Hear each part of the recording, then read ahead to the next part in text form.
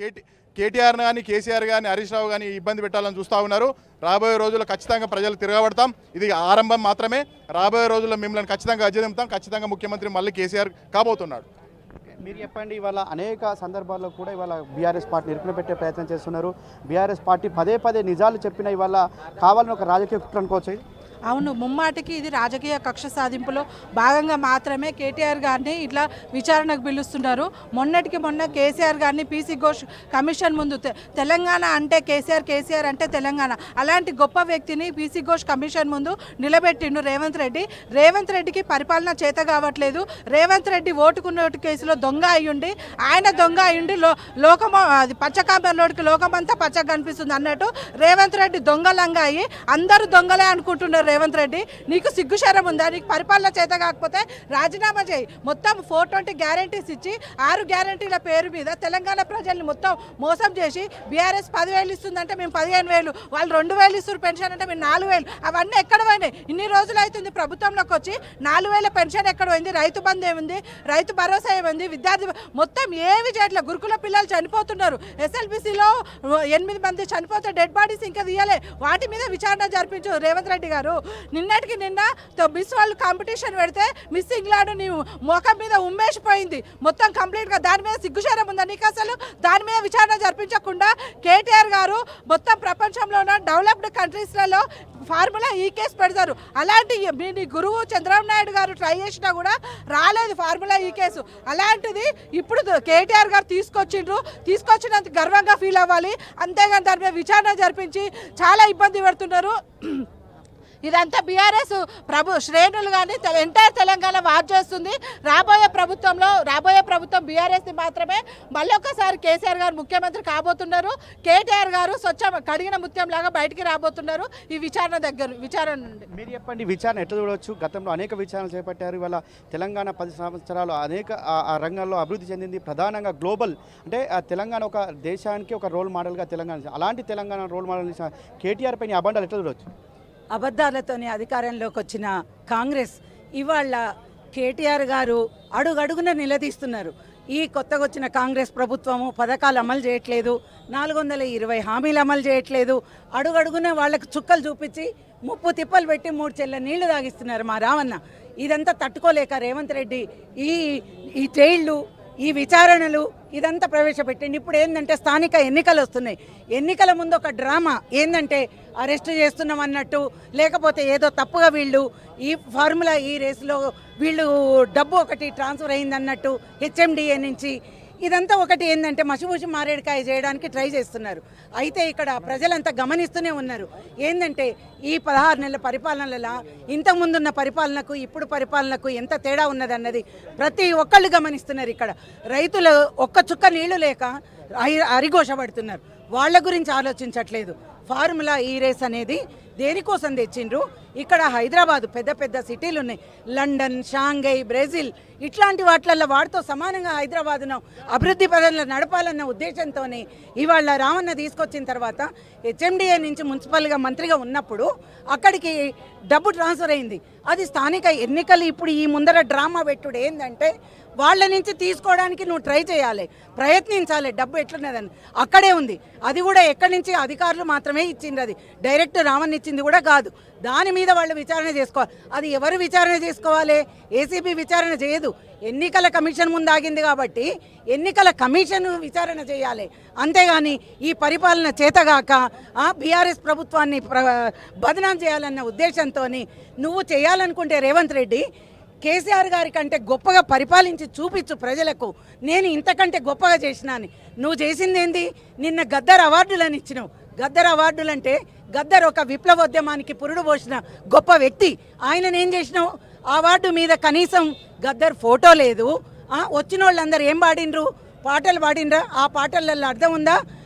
ఎంత విప్లవానికి ఆద్యుడైన మన గద్దరన్న పొడుస్తున్న పొద్దు మీద నడుస్తున్న కాలమని తెలంగాణ నిద్రలేపిన గద్దరన్న అవార్డు మీద ఓకే అంటే ఓయే హోటల్కు రానే అనే పాటలకు దిగజారిండు. అంటే నీకు సాంస్కృతికం మీద ఒక అవగాహన లేదు. ఇది సాంస్కృతిక విధ్వంసమే. గద్దర్ అవార్డుల మీద నువ్వు చెద్దరు కప్పినవు. నీకు ఇది సిగ్గులేదు. ఏంటంటే చరిత్ర మీద అవగాహన లేదు. నువ్వు సరిగ్గా పరిపాలించలేవు. ఒక గద్దర్ అవార్డు ఇస్తున్నప్పుడు ఎవరిని పిలవాలి, ఏ పాటలు పాడించాలి, ఇవన్నిటి మీద అవగాహన లేదు. నిమిషం ఏదో విచారణ, జైళ్ళు, నినాదాలు, వీటితోని మాత్రం రావణ్ణని ఏం చేయలేదు. రావణ కడిగిన ముత్యం. ఎందుకంటే లెక్క రాసినోనికే తెలుసు, తెలంగాణ తెచ్చిన వాళ్ళకే తెలుసు. తప్పకుండా రావణ ప్రతి విషయానికి ఆన్సర్ చేసి బయటకు వస్తాడని చెప్తున్నా. జై రావణ, జై తెలంగాణ. మీరు చెప్పండి అమ్మా, ఇవాళ విచారణ పేరు మీద ఇవాళ పోలీసు అత్యుత్సాహం కావచ్చు, ఇవాళ బీఆర్ఎస్ పార్టీ ఇరుకుబెడుతుంది అనుకోవచ్చా? అసలు రామన్న ఎంత వర్క్ చేశాడు. రాత్రింబౌళ్ళు కరోనా వచ్చినప్పుడు కూడాను రోడ్లు కానీ, మెట్రో లైన్లు కానీ, ఇండస్ట్రీస్ ఎన్నో తీసుకురావటం కానీ, విదేశాల నుంచి మనకి సెకండ్ అమెరికా మాదాపూర్ అనేది తలపిస్తున్నది. అన్ని రకాలుగా బాగున్నది. ఈ రేస్ అనేది కార్బన్ డైఆక్సైడ్ ఉండదు, రిలీజ్ అవ్వదు, కాలుష్యం ఫ్రీగా ఉంటుంది. అన్ని ఇతర దేశాల వాళ్ళు కూడా అవన్నీ ఈ కారు అనేది తీసుకొచ్చారు. మన దాంట్లో తప్పే ఉన్నది. తీసుకొచ్చారు. 700 కోట్లు యాడ్స్లోనే లాభాలు వచ్చినాయి. ఒక యార్డ్లోనే మనకి 700 కోట్లు చూపించినాయి. 50 కోట్ల మంది ప్రజలు చూశారు మంది దీన్ని. ఇట్లాంటి పరిస్థితుల్లో ఒక్క హెచ్ఎండిఏలో అప్పుడు కోడ్ వచ్చింది కాబట్టి ఫండ్స్ రిలీజ్ చేశారు. అది కూడా సైన్ చేసి నిర్భయంగా, నిజాయితీగా, దొంగతనం ఏమి లేదు అందుట్లోనూ. అట్లాంటప్పుడు ఇంత 1500 మందిని తీసుకొచ్చి 1500 మంది పోలీసులను పెట్టి అక్కడ చుట్టూత 1000 మందిని పెట్టి ఈ ఏసీపీ దగ్గర చుట్టూత బందోబస్తు చేసి ఒక పెద్ద గజ దొంగలాగా ఏంటో దోసుకెళ్ళి ఏం చేసాడని ఇట్లా చేస్తున్నారు మీరు. రాజకీయంగా ఎదుర్కోండి. మీరు కూడా డెవలప్ చేయండి, డెవలప్మెంట్ మీద కార్యక్రమాలు చేయండి. ఇది మంచిది కాదన్నా. మీరు డెవలప్మెంట్ మీద కార్యక్రమాలు చేసి మంచిగా చేయండి. కక్ష సాధింపు చర్యలో ప్రజలందరూ కూడా డైవర్ట్ అవుతున్నారు. మొన్న కేసీఆర్, తర్వాత హరీష్ అన్న, ఈరోజు రామన్న, ప్రజలందరూ కూడా ఏమీ అర్థం కావటం లేదు. మీరు చెప్పండి, ఇవాళ ఏదైతే విచారణ పేరు మీద చేస్తున్న ఈ అరాచకాలు కావచ్చు, ఇవాళ ఈ అనేక సందర్భాల్లో బీఆర్ఎస్ పార్టీ ఇరుకున పెడుతుంది అనుకోవచ్చు. బీఆర్ఎస్ పార్టీ అనేక సందర్భాల్లో కూడా కేటీఆర్ కావచ్చు, హరీష్ రావు కావచ్చు, అనేక సందర్భాల్లో చెప్పారు 10 సంవత్సరాల్లో దేశానికి ఒక రోల్ మోడల్ ఇచ్చిన తెలంగాణను ఈ విధంగా బదనాం చేయడం ఇవాళ పాలన చేతకాక అనుకోవచ్చు. చేతగాక 100% కోడిగుడ్డు మీద ఈకలు విక్తుంటారు అనుకోవాలి. ఎందుకంటే 10 సంవత్సరాలు 29 రాష్ట్రాలలో దేశంలోనే ప్రథమ స్థానంలో, మొదటి స్థానంలో కేసీఆర్ గారు ఉంచారు. కేసీఆర్ పాలన ఇప్పుడు ఈ వచ్చిన సంవత్సరంన్నర నుంచి రైతు ఆత్మహత్యలని, లగిచర్ల అని, హైడ్రా అని, మూసి అని ఏ ఒక్క వర్గం కూడా తెలంగాణలో మనశాంతి లేదు. ఏది ప్రజలకు ఏ కష్టం వచ్చినా కూడా బీఆర్ఎస్ పార్టీ మా వర్కింగ్ ప్రెసిడెంట్ ఆధ్వర్యంలో, మా కేసీఆర్ గారి ఆధ్వర్యంలో, హరీష్ అన్న కానీ, కేటీఆర్ గారు కానీ ముందు ఉంటుండ్రు. మా కార్యకర్తలు ముందుంటుండ్రు. ఈ తెలంగాణ భవన్ ఒక జనతా గ్యారేజ్ లెక్క పనిచేస్తుంది. ఇదంతా భరించలేక, ఓర్చుకోలేక, ఈ కేసుల భయంతో మొన్నటికి మొన్న కాళేశ్వరం అని అన్నారు. హరీష్ రావు గారిని పిలిపించిండ్రు, కేసీఆర్ గారిని పిలిపించిండ్రు, ఇప్పుడు కేటీఆర్ గారిని పిలిపించారు. ఏది చేసినా కాళేశ్వరం అనేది ఇది ఒకటి ఏంటి అంటే ప్రతి ఒక్కరికి తెలుసు. తెలంగాణలో ప్రతి ఒక్క చిన్న పిల్లగాడి నుంచి ముసలోళ్ళ వరకు ఇలా ఎంత కాళేశ్వరం అనేది ఇది ఒక ఎంత పెద్ద ప్రాజెక్టు, ఎంత పంట పండింది అనేది ప్రతి ఒక్కరికి తెలుసు. ఎవరికి అది మనం ప్రజలకే తెలుసు. మనం ఎవరు నాయకులు చెప్పడం అవసరం లేదు. ఇంకొకటి ఏంటంటే ఈ ఫార్ములా ఈ రేస్ అనేది ఎంత లాభం వచ్చింది, ఏందని క్లుప్తంగా కూడా కేటీఆర్ గారు ఇంతకుముందు చాలాసార్లు కూడా చెప్పడం అయింది.